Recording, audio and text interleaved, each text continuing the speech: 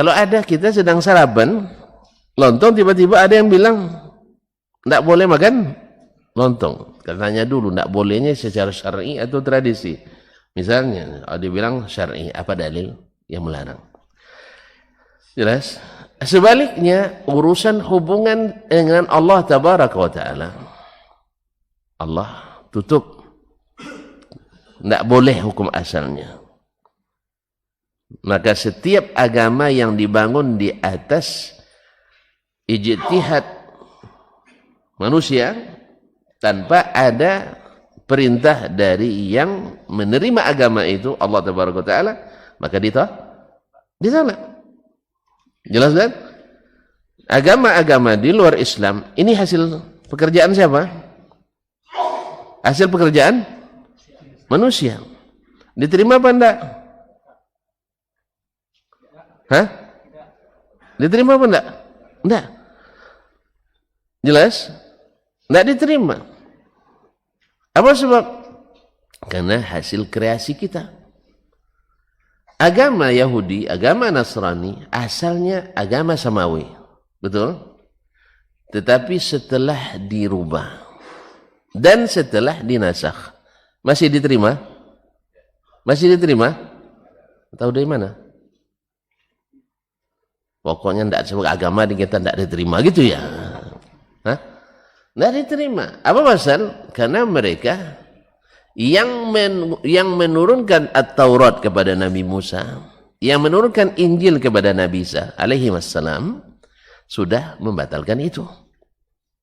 Sudah menasakhnya dengan datangnya Sayyiduna Muhammad sallallahu alaihi wasallam. Maka tidak diterima. Berarti hukum asalnya hubungan agama, masalah agama dilarang kecuali ada dalil yang boleh. Jadi kalau ada nanti yang melakukan suatu amalan lalu kita ditegur oleh orang, ya Mas, ini amalan tidak boleh, jangan tanya mana dalil yang melarang. Makanya para ulama sepakat cari dalil yang melarang bahwa sholat zuhur 4-5 rakaat. Ada dalil yang melarang? Hah? Ada enggak? Jangan kalian sholat zuhur 5 rakaat, ada? Enggak ada. Kalau gitu boleh dibuat? Boleh dibuat? Enggak. Ada enggak larangan dari Nabi SAW jangan tambah sholat lebih dari 5 waktu sehari semalam? Hah? Enggak ada juga. Enggak ada bunyinya jangan buat sholat. Enggak ada. Jelas? Terus boleh enggak dijadikan 5 kan kurang, 6 aja lah? Enggak boleh. Apa sebab? Enggak ada dalil yang membolehkan. Makanya bila masalahnya agama, karena urusannya dengan Allah. Urusannya kan Allah Subhanahu wa taala, kita tidak tahu apa yang diinginkan dari kita kecuali daripadanya. Dan kita tidak punya akses langsung kepadanya kecuali melalui para utusannya. Maka tidak boleh keluar dari petunjuk utusan Allah Tabaraka wa Ta'ala. Dan sebab ini, oleh sebab itu makanya agama orang Mekah dulu asalnya dari Nabi Ibrahim dan Nabi Ismail alaihissalam. Tapi setelah mereka tambah dan rubah, mereka berkreasi dan modifikasi, akhirnya agamanya menjadi agama produk manusia. Agamanya menjadi agama zaman itu sebut masa jahiliyah. Maka keluarlah hukum-hukum, keluarlah keyakinan-keyakinan, keluarlah tradisi-tradisi, keluarlah budaya-budaya yang menyimpang dari aturan agama yang sudah ditetapkan semula, sehingga jadilah agama jahiliyah, jadilah budaya jahiliyah, jadilah ibadah jahiliyah. Apa sebab? Karena bukan dari Allah, tapi dari Rasulullah. Nah, dari hasil kreasi modifikasi manusia. Dari sini pula lah kita paham kenapa Nabi melarang kita merubah agama ini.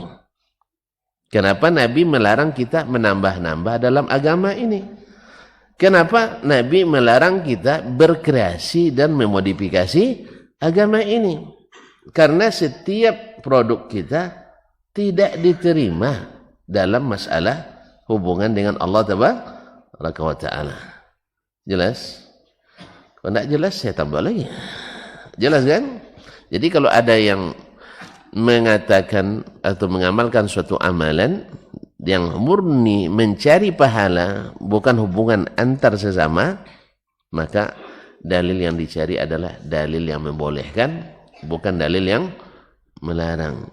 Ini selalu ditanyanya, apa dalil yang melarang? Apa dalil yang melarang?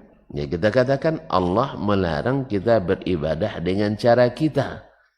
Tapi Allah menyuruh kita beribadah dengan cara yang Dia inginkan, bukan dengan cara yang kita. Na'budullaha kama yurid, la kama nurid. Kita beribadah kepada Allah seperti yang Allah inginkan, bukan seperti yang kita inginkan. Seperti yang Allah inginkan, bukan seperti yang kita inginkan. Tuan-tuan bekerja dan puan-puan bekerja dengan seseorang dan harap upah daripadanya. Mungkin tak kita bekerja sekehendak kita atau sekehendak pemilik kerja? Hah? Tentu sekehendak dia, bukan sekehendak kita. Kita misalnya tukang bangunan, lalu bekerja dengan pemborong. Kalau dia suruh ini plasternya, plaster apa plaster? Ya tergantung, orang Jawa bilang plaster. Orang sini bilang palaster. Apalagi kita sampai nanya. Ya. Dia bilang bikin 5 cm. Jelas? Lalu kita karena tidak biasa bikin 5, bikin 2,5 atau 3. Tiba-tiba datang pemborong. Ini kok sisa semennya? Saya berhemat, Pak. Kira-kira gimana menurut dia? Hah? Diterima kerja kita? Tidak, suruh bongkar lagi. Dan kerugian tambahan itu dibebankan ke kita. Haknya atau tidak? Haknya dia atau tidak? Haknya dia. Karena sepakat 5 cm kita buat 2 cm. Jelas? Saya sudah tentukan begini. Bikin pondasi besi misalnya dengan berapa Bang Awan tak tahu yang kontraktor. Misalnya besi dibuat 12 net.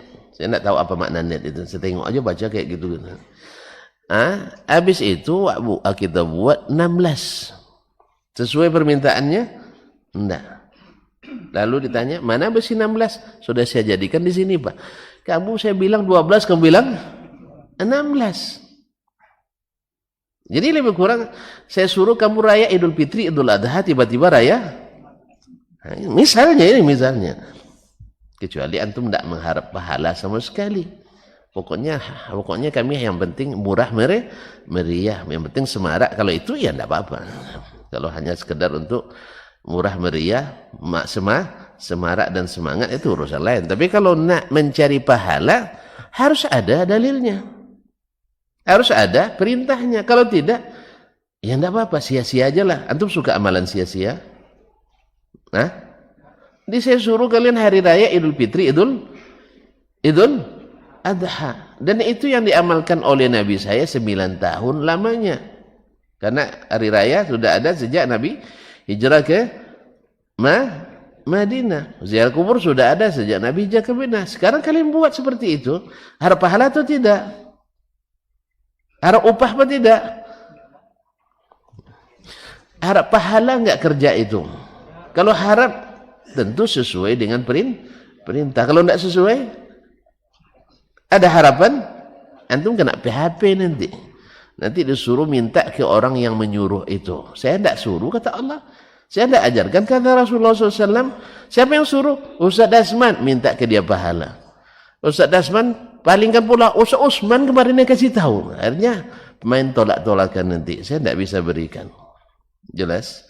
Oleh sebab itu, maka harus jelas-jelas kontrak kerja kita dengan Allah Taala.